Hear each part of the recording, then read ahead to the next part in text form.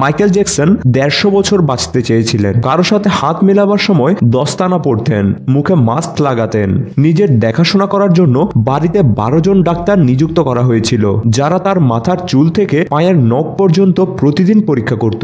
খাবার ল্যাবরেটরিতে পরীক্ষা করে খাওয়ানো হতো। প্রতিদিন ব্যায়াম করানোর জন্য 15 জন লোক ছিল। মাইকেল জ্যাকসন 150 বছর বেঁচে থাকার লক্ষ্যে এগিয়ে চলেছিলেন। অক্সিজেনযুক্ত বেডে ঘুমাতেন। নিজের জন্য অর্গান ডোনার অর্থাৎ যে কোনো অঙ্গ প্রত্যঙ্গ দানকারী জোগাড় করে রেখেছিলেন, যাদের সমস্ত খরচ নিজেই বহন করতেন, যাতে হঠাৎ দরকার পড়লেই তারা কিডনি, লাঞ্চ, চোখ ইত্যাদি অর্গান মাইকেলকে দিতে পারে। কিন্তু তিনি পারলেন না, হেরে গেলেন। তিনি মৃত্যুর কাছে হেরে গেলেন মাত্র 50 বছরের জীবনে। 25 জুন 2009 সালে ওনার হৃৎপিণ্ড স্তব্ধ হয়ে গেল। নিজের ঘরে থাকা 12 জন ডাক্তারের চেষ্টা কোনো কাজে লাগলো না। লস অ্যাঞ্জেলস, ক্যালিফোর্নিয়ার সমস্ত ডাক্তার একত্রে চেষ্টা করেও তাকে বাঁচাতে পারলেন না। জীবনের শেষ 25 বছরে ডাক্তারের পরামর্শ ছাড়া এক পাও চলতেন না তিনি। মাইকেল জ্যাকসনের অন্তিম যাত্রায় 2.5 মিলিয়ন লোক লাইভ দেখেছিল, যেটা আজ পর্যন্ত সবচেয়ে বড় লাইভ টেলিকাস্ট ছিল। তার মৃত্যুর দিন অর্থাৎ 25 জুন 2009 3:15 মিনিটে উইকিপিডিয়া অ্যালোস ইনস্ট্যান্ট মেসেঞ্জার বন্ধ হয়ে গিয়েছিল। গুগলে 8 লক্ষ লোক একসাথে মাইকেল জ্যাকসন লিখে সার্চ দিয়েছিল। অতিরিক্ত সার্চের জন্য গুগল ট্রাফিক জ্যাম হয়ে গিয়েছিল। প্রায় 2.5 ঘন্টা গুগল কাজ করা বন্ধ করে দেয়।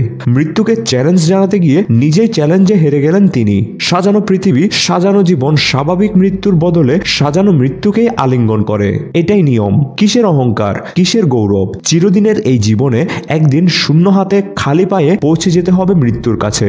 এবার একটু ভাবুন, আমরা কি বিল্ডার, ইঞ্জিনিয়ার, ডিজাইনার, ক্যাটারার, ডেকোরেটরদের জন্য রোজগার করে যাচ্ছি? দামি বাড়ি, গাড়ি, বিলাসবহুল বিয়ে দেখিয়ে কাকে ইমপ্রেস করতে চাচ্ছি? আপনার কি মনে আছে 2 দিন আগে কারো বিয়েতে কি কি খেয়েছিলেন? জীবনের শুরুর সময় থেকে কেন আমরা পশুর মতো খেটে যাচ্ছি? আগামী কত জেনারেশনের জন্য খাওয়া দাওয়া, লালন পালনের ব্যবস্থা করে যাব। আমাদের বেশিরভাগেরই 2টা করে সন্তান, কারো আবার একটা। আমাদের জীবনের প্রয়োজন কতটা আর কতটা পেতে চাই তা কি ভেবেছেন? আপনার কি মনে হয় আপনার সন্তানরা রোজগার করতে পারবে না, তাই তাদের জন্য অতিরিক্ত সেভিংস করা কি এতই দরকার? হ্যাঁ, সেভিংস করুন যতটুকু প্রয়োজন। তাদের খাদ্য, বস্ত্র, বাসস্থান, শিক্ষা এবং চিকিৎসার জন্য সেভিংস করুন। কেন লক্ষ লক্ষ কোটি কোটি টাকা তাদের জন্য সেভিংস করতে হচ্ছে? কেন এত পশুর মতো খেটে একটু সুখ, একটু শান্তি পাওয়ার আশায় সমস্ত জীবন যৌবন পার করে দিচ্ছেন?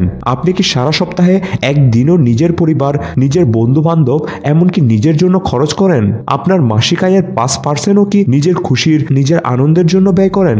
আমরা অর্থ উপার্জনের সাথে সাথে জীবনের আনন্দ কেন পাচ্ছি না? কেন আমরা নিজেরাই নিজেদের আনন্দকে গলা টিপে মেরে ফেলছি? উত্তর হবে না, না এবং না। কোনো হ্যাঁ সূচক উত্তরই আপনি আমাকে দিতে পারবেন না।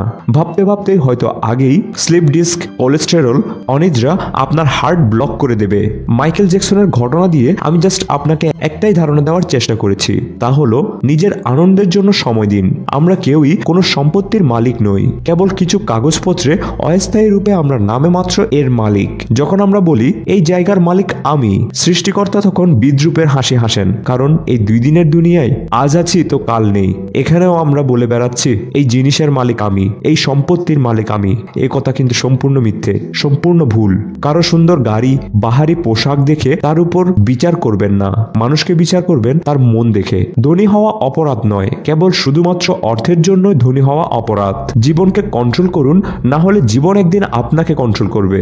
এমন দুনিয়া কাঁপানো ও গোপনীয়তায় ভরপুর বিশ্ব রাজনৈতিক এবং কর্মকাণ্ডের খবর নিয়মিত পেতে বিসমিল্লাহ টিভিকে এখনই সাবস্ক্রাইব করুন এবং পাশে থাকা বেল আইকনে ক্লিক করুন পরবর্তী ভিডিও আসার নোটিফিকেশন সবার আগে পেতে। ভিডিওটি কেমন লাগলো কমেন্ট করে জানাবেন এবং আপনার বন্ধুদের মাঝে শেয়ার করবেন, যাতে তারাও সাম্প্রতিক বিশ্ব সম্পর্কে সঠিক ধারণা পায়।